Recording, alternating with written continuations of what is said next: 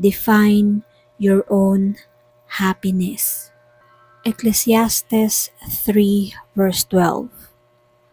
Alam kong walang pinakamabuti sa tao kundi magpakaligaya at gawin ang pinakamabuti habang siya'y nabubuhay.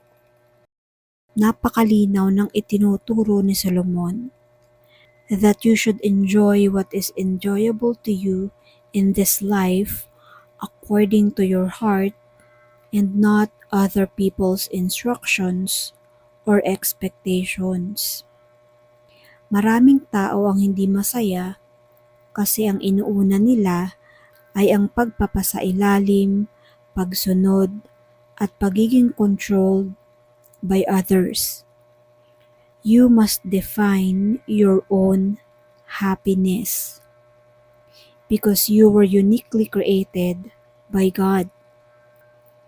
Nag-iisa ka lang. Unique kung paano ka nilikha ng Diyos.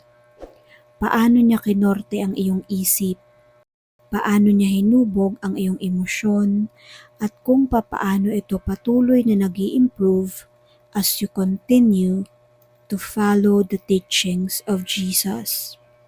You define what happiness is to you. Hindi yung kung ano lang lagi ang gusto ng nanay mo. Kahit di mo naman yun gusto, ang siyang nasusunod. Buong buhay mo ay nagtitiis ka na lang. Dapat na ipaglaban mong sumaya ka on your own terms.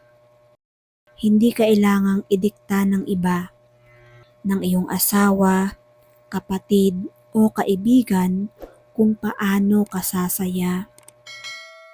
You have the right and the freedom in the Lord to be who you really are. You can only become happy when you are true to yourself. Kaya kailangan ang unang-unang i-define mo ay kung ano ba talaga ako, sino ba ako, at ano ang aking kaligayahan. As long as the answers do not violate the teachings of Jesus on love and that your happiness does not make other people unhappy, go ahead and be happy. You don't have to apologize to the world for being happy and for seeking your own happiness.